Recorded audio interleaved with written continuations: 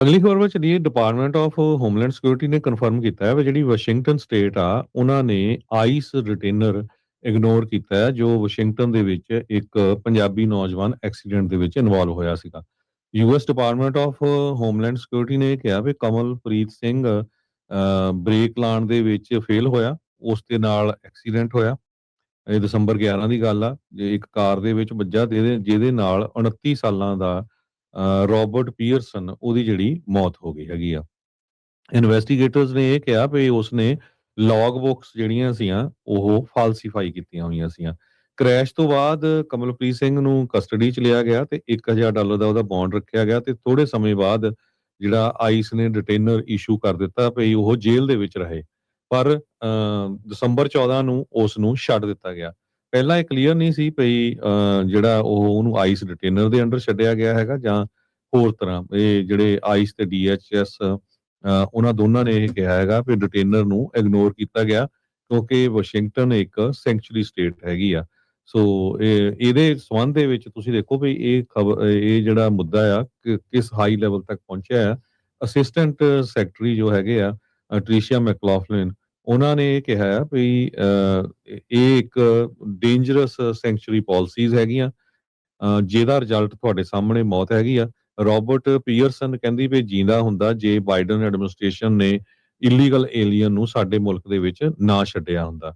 ਕਿੰਨੇ ਹੋਰ ਅਮਰੀਕਨਜ਼ ਮਾਰੇ ਜਾਣਗੇ ਜਦੋਂ ਡੈਮੋਕ੍ਰੈਟਿਕ ਪੋਲੀਟੀਸ਼ੀਅਨਜ਼ ਰਿਅਲਾਈਜ਼ ਕਰਨਗੇ ਵੀ ਜਿਹੜੀ ਸੇਫਟੀ ਆ ਇਹ ਅਹੈਡ ਆਫ ਪੋਲਿਟਿਕਸ ਹੈਗੀ ਆ। ਇਹ ਟ੍ਰੀਸ਼ੀਆ ਮੈਕਲੌਫਲਿਨ department of homeland security the assistant secretary ਆ, ਉਹਨਾਂ ਨੇ ਸਟੇਟਮੈਂਟ ਜਾਰੀ ਕੀਤੀ ਹੈਗੀ ਆ। ਕਮਲਪ੍ਰੀਤ ਸਿੰਘ ਅਮਰੀਕਾ ਦੇ ਵਿੱਚ 2023 ਦੇ ਵਿੱਚ ਇਲੀਗਲੀ ਐਂਟਰ ਹੋਇਆ ਸੀ ਲੂਕਵਿਲ ਐਰੀਜ਼ੋਨਾ ਵਾਲੇ ਏਰੀਏ ਤੋਂ। ਬਾਅਦ ਦੇ ਵਿੱਚ ਬਾਈਡਨ ਐਡਮਿਨਿਸਟ੍ਰੇਸ਼ਨ ਨੇ ਉਸ ਨੂੰ ਛੱਡ ਦਿੱਤਾ ਸੀ ਤੇ ਉਸਨੇ ਫਿਰ ਕਮਰਸ਼ੀਅਲ ਡਰਾਈਵਿੰਗ ਲਾਇਸੈਂਸ ਲਿਆ ਤੇ ਇਹ ਹੁਣ ਜਿਹੜਾ ਐਕਸੀਡੈਂਟ ਹੋਇਆ ਉਸ ਤੋਂ ਬਾਅਦ ਇੱਕ ਬੰਦੇ ਦੀ ਮੌਤ ਹੋਈ ਤੇ ਹੁਣ ਬੇਲ ਤੇ $1 ਲੱਖ ਦੇ ਨਾਲ ਬਾਹਰ। ਅਗਲੀ ਖਬਰ ਵਿੱਚ ਚਲੀਏ। ਡਿਪਾਰਟਮੈਂਟ ਆਫ ਹੋਮਲੈਂਡ ਸਿਕਿਉਰਿਟੀ ਨੇ ਕਨਫਰਮ ਕੀਤਾ ਹੈ ਵੀ ਜਿਹੜੀ ਵਾਸ਼ਿੰਗਟਨ ਸਟੇਟ ਆ ਉਹਨਾਂ ਨੇ ਆਈਸ ਰਿਟੇਨਰ ਇਗਨੋਰ ਕੀਤਾ ਹੈ ਜੋ ਵਾਸ਼ਿੰਗਟਨ ਦੇ ਵਿੱਚ ਇੱਕ ਪੰਜਾਬੀ ਨੌਜਵਾਨ ਐਕਸੀਡੈਂਟ ਦੇ ਵਿੱਚ ਇਨਵੋਲਵ ਹੋਇਆ ਸੀਗਾ। US department of homeland security ਨੇ ਕਿਹਾ ਵੀ ਕਮਲਪ੍ਰੀਤ ਸਿੰਘ ਬ੍ਰੇਕ ਲਾਉਣ ਦੇ ਵਿੱਚ ਫੇਲ ਹੋਇਆ, ਉਸ ਦੇ ਨਾਲ ਐਕਸੀਡੈਂਟ ਹੋਇਆ। ਇਹ ਦਸੰਬਰ 11 ਦੀ ਗੱਲ ਆ। ਜੇ ਇੱਕ ਕਾਰ ਦੇ ਵਿੱਚ ਵੱਜਾ ਜਿਹਦੇ ਨਾਲ 29 ਸਾਲਾਂ ਦਾ ਰੋਬਰਟ ਪੀਅਰਸਨ ਉਹਦੀ ਜਿਹੜੀ ਮੌਤ ਹੋ ਗਈ ਹੈਗੀ ਆ। ਇਨਵੈਸਟੀਗੇਟਰਸ ਨੇ ਇਹ ਕਿਹਾ ਵੀ ਉਸਨੇ ਲੌਗ ਬੁੱਕਸ ਜਿਹੜੀਆਂ ਸੀਆਂ ਉਹ ਫਾਲਸੀਫਾਈ ਕੀਤੀਆਂ ਹੋਈਆਂ ਸੀਆਂ। ਕ੍ਰੈਸ਼ ਤੋਂ ਬਾਅਦ ਕਮਲਪ੍ਰੀਤ ਸਿੰਘ ਨੂੰ ਕਸਟਡੀ 'ਚ ਲਿਆ ਗਿਆ ਤੇ $1000 ਦਾ ਉਹਦਾ ਬੌਂਡ ਰੱਖਿਆ ਗਿਆ ਤੇ ਥੋੜੇ ਸਮੇਂ ਬਾਅਦ ਜਿਹੜਾ ਆਈਸ ਨੇ ਡਿਟੇਨਰ ਇਸ਼ੂ ਕਰ ਦਿੱਤਾ ਵੀ ਉਹ ਜੇਲ੍ਹ ਦੇ ਵਿੱਚ ਰਹੇ। ਪਰ ਦਸੰਬਰ 14 ਨੂੰ ਉਸ ਨੂੰ ਛੱਡ ਦਿੱਤਾ ਗਿਆ। ਪਹਿਲਾਂ ਇਹ ਕਲੀਅਰ ਨਹੀਂ ਸੀ ਵੀ ਜਿਹੜਾ ਉਹਨੂੰ ਆਈਸ ਡਿਟੇਨਰ ਦੇ ਅੰਡਰ ਛੱਡਿਆ ਗਿਆ ਹੈਗਾ ਜਾਂ ਹੋਰ ਤਰ੍ਹਾਂ। ਇਹ ਜਿਹੜੇ ਆਈਸ ਤੇ ਡੀਐਚਐਸ ਉਹਨਾਂ ਦੋਨਾਂ ਨੇ ਇਹ ਕਿਹਾ ਹੈਗਾ ਵੀ ਡਿਟੇਨਰ ਨੂੰ ਇਗਨੋਰ ਕੀਤਾ ਗਿਆ ਕਿਉਂਕਿ ਵਾਸ਼ਿੰਗਟਨ ਇੱਕ ਸੈਂਕਚੁਰੀ ਸਟੇਟ ਹੈਗੀ ਆ। ਸੋ ਇਹਦੇ ਸੰਬੰਧ ਦੇ ਵਿੱਚ ਤੁਸੀਂ ਦੇਖੋ ਵੀ ਇਹ ਜਿਹੜਾ ਮੁੱਦਾ ਆ ਕਿਸ ਹਾਈ ਲੈਵਲ ਤੱਕ ਪਹੁੰਚਿਆ ਆ। ਅਸਿਸਟੈਂਟ ਸੈਕਟਰੀ ਜੋ ਹੈਗੇ ਆ ਟ੍ਰੀਸ਼ੀਆ ਮੈਕਲੌਫਲਿਨ, ਉਹਨਾਂ ਨੇ ਇਹ ਕਿਹਾ ਆ ਵੀ ਇਹ ਇੱਕ ਡੇਂਜਰਸ ਸੈਂਕਚੁਰੀ ਪਾਲਿਸੀਜ਼ ਹੈਗੀਆਂ ਜਿਹਦਾ ਰਿਜ਼ਲਟ ਤੁਹਾਡੇ ਸਾਹਮਣੇ ਮੌਤ ਹੈਗੀ ਆ।